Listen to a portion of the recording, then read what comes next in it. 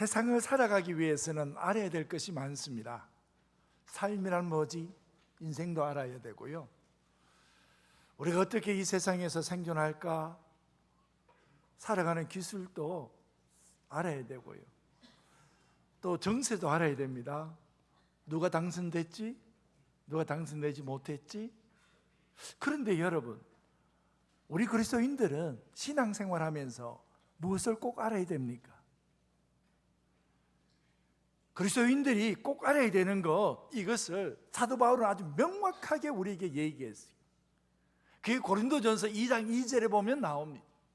사도 바울이 우리 그리스도인들에게 무엇을 알아야 되는지, 예수 그리스도와 그가 십자가에 못 박히신 것 외에는 아무것도 알지 아니하기로 작정하였습니다. 예수 그리스도 그리고 십자가에 대해서는 내가 반드시 알아야 된다는 겁니다. 왜? 이 예수 그리스도의 십자가를 우리는 반드시 알아야 됩니까? 그리고 사도 바울은 왜 그는 예수 그리스도와 그 십자가 이외에는 알지 않기로 작정한 것입니까? 여러분, 그 첫 번째는요, 우리 속에 하나님의 영광스러운 것들이 예수 그리스도를 통해서 나타난다는 것입니다. 저는 덫이란 것 아래에 주의 영광을 본 적이 있습니다. 튀르키예의 이스탄불을 제가 방문한 적이 있습니다. 그곳에서 하기오 소피아 성당에 들어갔어요. 들어가 보니까 그 속에 벽에는요, 회반죽으로 회치를 해놨어요. 그런데 그 속에 그 회반죽을 하나둘씩 벗겨내고 있는 겁니다. 그 허옇게 회반죽으로 만든 그 회색의 반죽을 벗겨내기 시작하니까 그 속에는요, 놀라운 영광스러운 것들이 들어가 있는 거예요. 그 황금문 위에다가 예수 그리스도의 상이요, 금색으로요 귀하게 그려져 있는 것들을 봤어요. 그리고 수태고지에 그 모자이크, 그 영광스럽고 뛰어난 것을 봤어요. 그 전부 다요, 그 회반죽 속에요 다 덧칠해져서 감춰져 있던 거예요. 여러분, 이것뿐이겠어요? 우리 영혼은 어떻습니까? 하나님께서 저희들을 하나님의 형상대로 창조해 주셨어요. 하나님의 형상대로 저희들을 만들었어요. 하나님의 형상대로 만들 때에 저희들에게는 거룩함이 있었어요. 진실함이 있었어요. 그리고 온전함이 있었어요. 순전함이 있었어요. 근데 이게 죄에 대해서 덫을 당하게 되지 않습니다. 죄로 덫을 해버리니까 우리 속에 있는 것들이 뭡니까? 불신앙으로 막 덫을 해버리고, 그리고 우리가 가지고 있는 종교의 윗선으로 덫을 해버리고, 교만으로 덫을 해버리고, 음란으로 덫을 해버리니까 우리 속에요 드러난 것이 뭡니까? 하나님의 영광이 막 가리워지잖아요. 오늘 메시지가 이거잖아요. 덫이란 그 인생으로 살지 말라는 겁니다. 아직도 우리 인생 가운데서는요, 덫이란 인생 가운데서요, 하나님의 은혜로 우리 영혼이 회복되어야 될 것이 많이 있다는 겁니다. 여러분, 아직도 그 밑에 아직도 주님이 서럽게 하신 인생이 많이 있다는 겁니다. 여러분, 우리 가운데에 이 요한복음 4장의 사마리아 여인을 보면 압니다. 사마리아 여인은요, 자기 인생이 덫을 한 인생 아닙니까? 남편 5으로요 자기 인생 덫을 다 했어요. 그리고 지금 있는 그 남편도 자기 남편이 아니에요. 덫을 해놓은 거예요. 지금 이 여인 가운데서요 얼마나 많은 인생이 덫이 되어 있습니까? 그는요 때로는 죄 아래 숨고, 때로는 고통 아래 숨고, 때로는 인생의 상처 아래 숨고, 그렇게 살아왔어요. 그런데 예수님께서 그 인생을 딱 봤어요. 너 남편 불러와. 지금 있는 남편이 내 남편 아닙니다. 그러면서 그 여인이요 그렇게 묻는 예수 그리스도를 만났지 않습니까?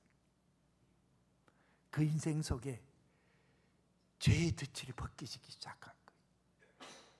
하나님의 것이 막 드러나기 시작한 거예요.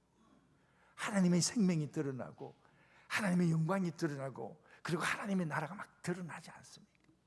그러니까 그 여인이 이제는 숨어서 살지 않고, 그리고 숨기고 살지 않고, 이제는 동네 안으로 뛰어들어가지 않습니다.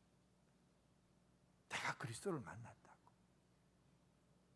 이게 예수 그리스도의, 오직 예수 그리스도만 알아야 되는 이유입니다.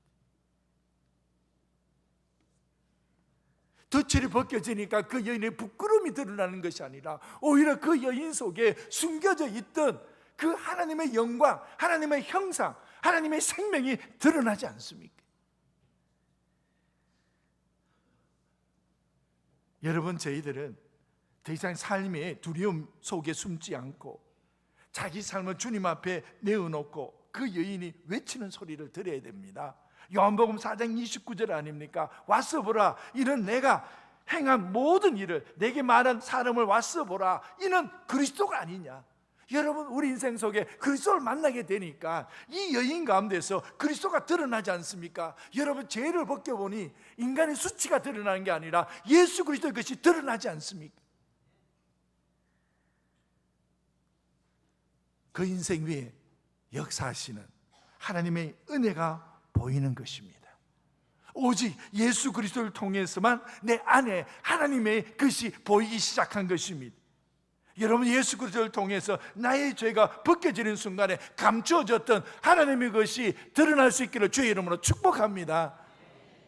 내 삶에 하나님의 것을 보지 못하는 것이 무엇입니까? 죄 때문 아닌가요? 사람들은 그 죄를 감추고 싶어요. 사람은 누구나가 자기 허물을 드러내고 싶지 않습니다. 더 정확하게 말하면 감추는 정도가 아니라 덧칠을 하는 겁니다. 괜찮은 척 덧칠하고, 의로운 척 덧칠하고, 그리고 자기 속에 안 그런 척 덧칠을 하는 것입니다. 그런데 여러분, 죄는요, 감춘다고 사라집니까? 그 감추어진 그 뿌리가 더 깊이 내리지 않습니까? 그래서 저희들은요, 민수기 32장 23절을 반드시 기억해야 됩니다. 민수기 32장 23절이 뭡니까? 너희 죄가 반드시 너희를 찾아낼 것이라. 죄는요, 우리는 잊어도 죄가 우리를 잊지 않습니다. 죄가 반드시 우리를 찾아냅니다. 죄는 우리가 덮어도 하나님 앞에서는 덮이지 않습니다. 다윗이 그렇지 않습니까? 그가 왕이 되었습니다. 왕궁에서 근일 동안 그는 바세바 여인을 봤습니다. 여러분, 다윗이 누구냐고요? 기름 부음 받은 자 아닙니까? 그럼에도 불구하고 죄에 넘어집니다. 그래서 죄를 딱 덮잖아요. 그 바세바의 그 남편 우리아를 전쟁터에 보내서 딱 죽이게 만들잖아요. 그리고 죄를 완전히 덮었어요. 그런데 겉으로는 왕궁이 편안했지만 속으로는 하나님 앞에 정리된 것이 없어요. 그래서 다윗은 이렇게 고백을 합니다. 시편 32편 3절에 내가 입을 열지 아니할 때에 종일 신음함으로 내 뼈가 쇠하였도다. 왜요? 이게 바로 죄가 딱 찾아가잖아요. 죄가 그 사람을 발견하잖아요. 죄는 감춘다고 없어지지 않습니다. 너희 죄가 반드시 너희를 찾아낼 것이라고 말씀하시는 그 말씀이 그대로 보잖아요. 지금 죄가 딱 찾아가잖아요. 숨겨진 죄는 시간이 해결하지 못합니다. 그래서 저희들이 읽은 성경 본문 말씀에 보면 딱 그럽니다. 잠언 28장 13절에 자기 죄를 숨기는 자는 형통하지 못한다 그랬습니다. 여러분, 죄가 왜 그렇게 무서워요? 죄 때문에 하나님의 음성이 들립니까? 여러분, 죄는요, 귀를 막게 만들고 우리 마음을 완악하게 만들잖아요. 영적인 감각들을 무디게 만들잖아요. 여러분, 예수 그리스도, 왜 예수 그리스도와 그의 십자가만 알게 될까요? 여러분, 예수 그리스도와 그의 십자가가 우리 속에 하나님의 것을 드러나게 만드는 것입니다. 이 은혜가 있기를 주의 이름으로 축복합니다. 그리고 두 번째로 우리가 분명히 알아야 될 것이 있습니다. 지금 저희들이 보면 죄를 자백하고, 자백이라는 게 뭡니까? 인정하는 거잖아요. 그래, 내가 죄인 맞아, 이렇게 인정하는 거잖아요. 그리고 그 죄를 버리면 형통하다고 나와 있잖아요. 그런데 여러분, 여기에 성경은 뭘 말하고 있는 줄 알아요? 성경은요, 죄를 지으면 반드시 회개를 요구합니다. 이게 성경이에요. 그런데 여러분, 성경이 더 무슨 질문을 하고 있는 줄 아세요? 성경은요, 회개를 반드시 요구합니다. 죄를 지으면 회개가 요구하는 게 성경이에요. 그럼에도 불구하고 성경이 무엇을 질문하냐 그러면 그 죄를 누구에게로 가져가느냐를 질문하고 있는 겁니다. 베드로가 닭 울기 전에 예수님을 3번 부인했어요. 그 닭이 울었어요. 그는 밖에 나가서 심히 통곡했어요. 그 통곡 진짜입니다, 여러분. 그 눈물 진짜입니다. 후회도 진짜입니다. 그런데 여러분, 베드로의 눈물이, 베드로의 통곡이 그를 구원했습니까? 전혀 그렇지 않습니다, 여러분. 무엇이 그의 인생을 구원한 겁니까? 여러분, 바로 예수 그리스도에게로 가져간 것입니다. 그리고 예수 그리스도가 그 죄를 받아준 것입니다.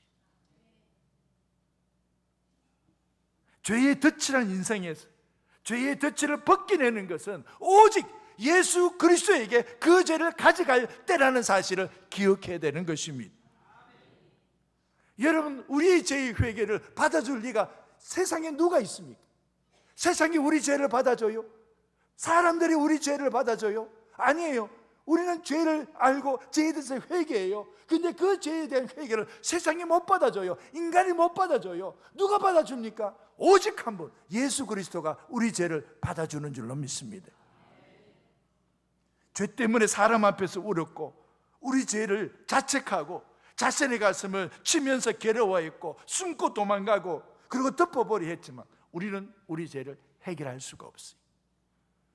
그래서 중요한 질문, 성경의 중요한 질문이 바로 이거예요. 그 죄를 누구에게로 가져가느냐는 겁니다. 요한일서 1장 9절에 보면 만일 우리가 우리 죄를 자백하면 그는 미쁘시고 의로우사 우리 죄를 사하시며 우리를 모든 불의에서 깨끗하게 하실 것이라. 우리 죄를 가져가면 예수님이 받아주신다는 거예요. 사도행전 4장 12절에 다른 이로서는 구원받을 수 없나니 천하 사람 중에 구원받을 만한 다른 이름을 우리에게 주신 일이 없습니다. 여러분, 이게 누가복음 15장의 탕자도 마찬가지. 아버지 집을 떠났어요. 허랑방탕했습니다. 그리고 그가 이제 깨달은 것이 있어요. 후회했어요. 그런데 여러분, 후회 그치지 아니하고 한 일이 있어요. 일어나서 아버지께로 돌아간 거예요. 누가복음 15장 20절에 이렇게 나와요. 이에 일어나서 아버지께로 돌아가니라.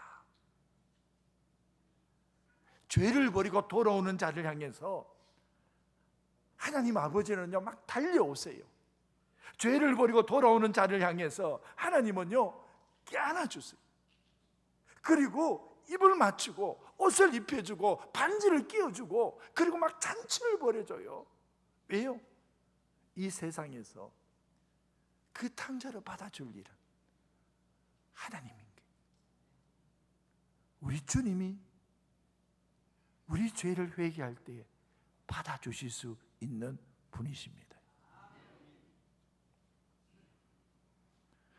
이사야서 1장 18절에 보면 여호와께서 말씀하시되 오라 우리가 서로 변론하자. 너희의 죄가 주홍 같을지라도 눈과 같이 희어질 것이요 진홍같이 붉을지라도 양털같이 희게 되리라.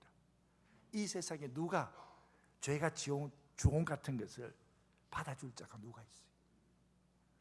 이 세상에 어느 누가 지홍같이 붉은 죄를 받아줄 자가 누가 있어요? 그런데 오직 한 분 계시다는 거예요. 누구예요? 하나님이 말씀하시는 거예요. 내가 받아주겠다는 겁니다. 여러분, 우리가 할 일은 우리 인생 가운데서 죄를 감추려고 덧칠하는 게 아닙니다. 하나님 앞에 가지고 나오는 것입니다. 왜요? 우리 인간은 그의 죄를 벗겨낼 수 있는 힘이 없다는 것입니다. 여러분, 구약 시대는요 죄인이 스스로 하나님 앞에 나아갈 수가 없었어요. 죄를 지으면 하나님 앞에 나아가기 위해서는 제사장이 필요했어요. 그리고 그 죄를 속죄하기 위해서 짐승의 피가 필요했어요. 그래서 제사장 속에 짐승의 피를 가지고 그리고 인간이 지은 죄를 속죄하려고 한 것이에요. 그런데 여러분, 인간이 가지고 나아가는 짐승의 죄가, 짐승의 피가 짐승의 피가 우리 모든 죄를 다 사해 줄 수는 없었어요. 그 짐승의 피는요, 오직 예수 그리스도의 피를요 상징하는 것뿐이에요. 그래서 우리 주님은 딱 이렇게 말씀하세요. 히브리서 9장 12절입니다. 여러분, 우리가 다 같이 한번 읽어보도록 하겠습니다. 염소와 송아지의 피로 하지 아니하고 오직 자기 피로 영원한 속죄를 이루사 단번에 성소에 들어가셨느니라. 예수 그리스도의 피로 말미암아 우리 죄를 받아주고, 그리고 그 죄를 영원한 속죄를 이루게 만들었다는 거예요. 이게 예수님이세요. 예수님께서는 단지 회개를 명령하시지만 않아요. 회개라 분명한 것입니다. 근데 예수님께서는 회개하는 인간을 회개하라고 말씀만 하시지 아니하고 그 회개하는 인간의 죄를요 받아주셨다는 거예요. 누가복음 7장에 보면 동네에 죄 많은 여인이 있어요. 예수님께서 그 동네에 바리새인의 집에 머물렀다는 소식을 들었어요. 그래서 이 동네에 죄 많은 여인은요 그 예수님 앞으로 달려갔어요. 그리고 눈물을 흘리면서 머리털로 예수님의 발을 씻고 향유를 부었어요. 여러분, 이 여인을 가지고 동네에 죄 많은 여인 이렇게 표현해요. 여기에 죄인이라는 이 단어는요 유대인들에게는 딱 두 사람에게 거의 해당됩니다. 첫 번째는 세리, 두 번째는 창녀. 동네 죄 많은 여인이라고요? 그가 누구겠어요? 근데 이 여인이요 예수님에게 왔어요. 그 눈물 흘리면서 그 발을 닦았어요. 향유를 딱 부었어요. 사람들은 다 이렇게 생각했어요. 저 여인이 누군 줄 알면 예수님께서 물리쳤을 것이다. 저 여인을 가까이 하지 않을 것이다. 저 여인이 누군 줄 아느냐. 그런데 예수님께서는 그 여인을 딱 받아줬어요. 그리고 누가복음 7장 48절에 예수님께서는 그 여인에게 딱 이렇게 선포하셨어요. 너 죄사함을 받았느니라. 왜 예수님은 이렇게 하실 수 있어요? 그 이유는 예수님은 우리 죄를 지고 가는 하나님의 어린 양입니다. 요한복음 1장 29절에 세례 요한이 예수님을 보면서 메시지가 이르지 않습니까? 보라, 세상 죄를 지고 가는 하나님의 어린 양 이로다.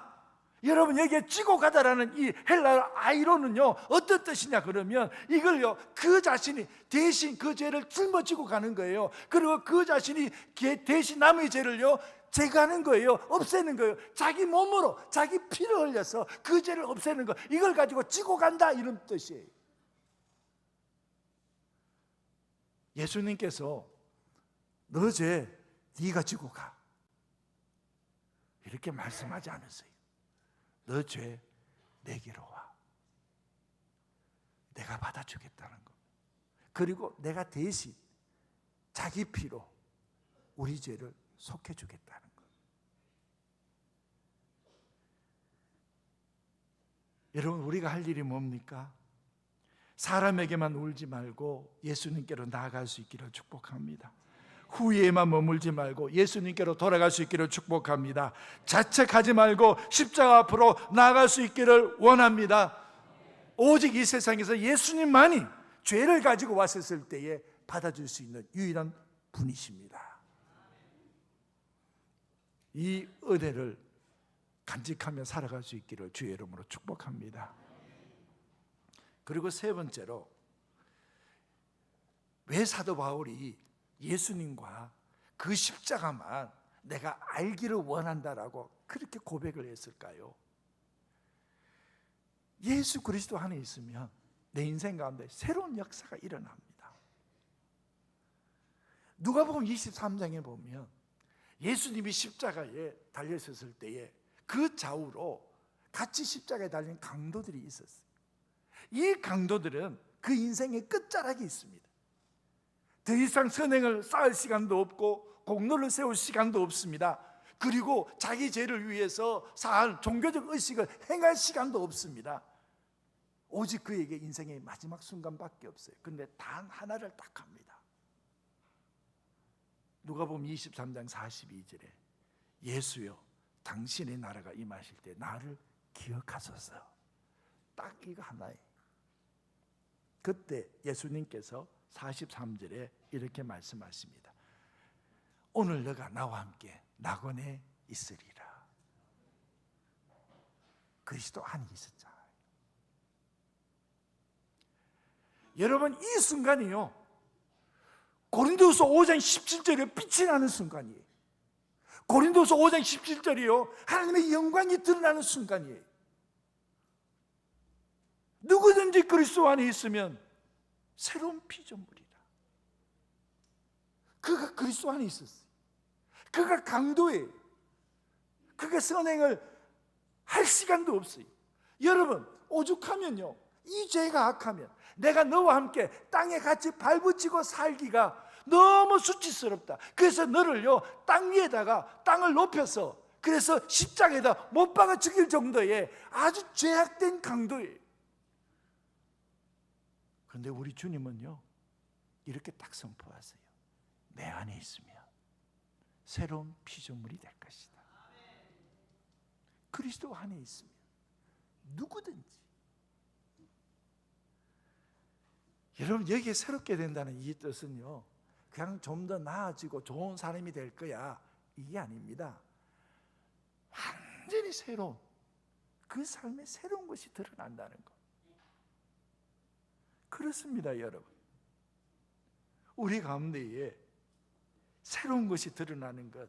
그래서 이전 것은 지나갔으니 보라 새 것이 되었다. 내가 저지른 과거에 내가 저지른 죄악으로 인해서 너 인생을 결정하지 않을 것이다. 이제는 너의 인생 예수 그리스도가 결정할 것이다. 보라, 이전 것은 지나갔으니 새 것이 되었도다. 아담이 범죄하고 난 이후에 무화과로 자기 부끄러운 것을 가렸어요. 그렇다고 해서 문제가 해결된 게 아닙니다. 다윗이 왕궁에서 자기의 힘 가지고 그 죄를 덮었어요. 해결되지 않았습니다. 베드로가 통곡했습니다. 그 눈물만으로 충분하지 않았습니다. 여러분, 사마리아 여인은 숨었어요. 갈증이 해결되지 않았습니다. 십자가 강도 더 이상 할 수 있는 일이 없었어요. 여러분, 누가 이 사람의 인생을 새롭게 만들어 줍니까? 오직 한 분, 예수 그리스도이십니다. 그리스도 안에 있으면. 그래서 여러분, 지금 이 고린도후서 5장 17절이 빛이 나지 않습니다. 왜? 우리가 예수 그리스도와 그의 십자가만을 알기로 작정했느냐고요. 새로운 창조된 사람이 예수 그리스도 안에 있다는 것입니다. 이제 그것은 지나갔습니다. 죄의 옛 통치가 지나갔습니다. 죄로부터의 두려움도, 그리고 죄로부터 숨는 시대도 지나갔습니다. 여러분, 사단은요, 우리에게 늘 이렇게 얘기해요. 너 너무 멀리 갔어. 너는 이미 끝났어. 예수님께서 이렇게 말씀하세요. 언제든지 돌아와. 내가 너를 새롭게 할 것이다. 그리스도 안에 있으면 누구든지.